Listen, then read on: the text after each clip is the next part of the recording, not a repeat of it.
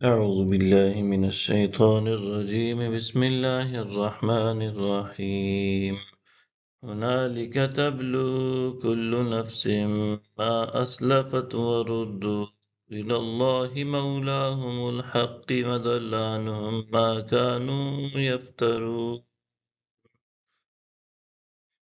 اس مقام پر ہر ان کو جانچ لے گا جو اس نے آگے بھیجے تھے اور وہ اللہ کی جانب لوٹائے جائیں گے جو ان کا مالک حقیقی ہے، اور ان سے وہ بہتان تراشی جاتی رہے گی جو وہ کیا کرتے تھے۔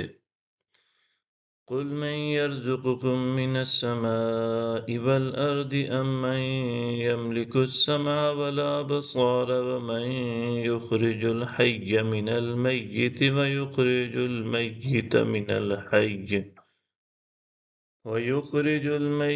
من الحي ومن يدبر الأمر فسيقولون الله فقل أفلا تتقون.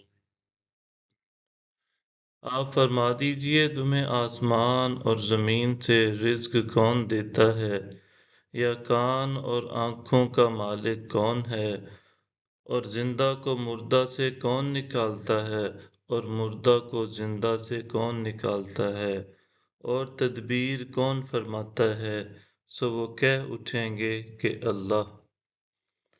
تو آپ فرمائیے پھر کیا تم اس سے ڈرتے نہیں؟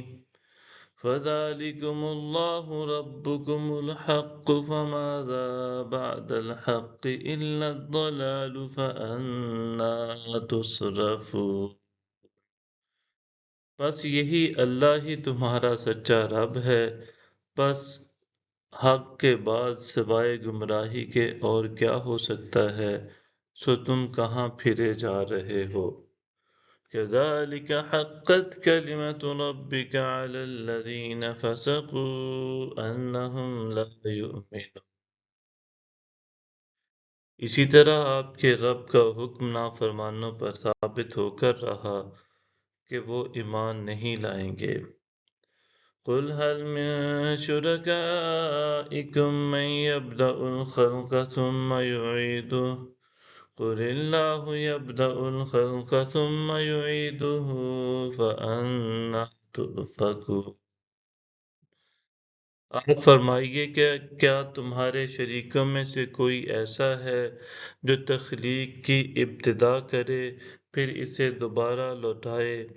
آپ فرما دیجئے کہ اللہ ہی آفرینش کا آغاز فرماتا ہے، پھر وہی اس کا اعادہ فرمائے گا، پھر تم کہاں بھٹکتے پھرتے ہو؟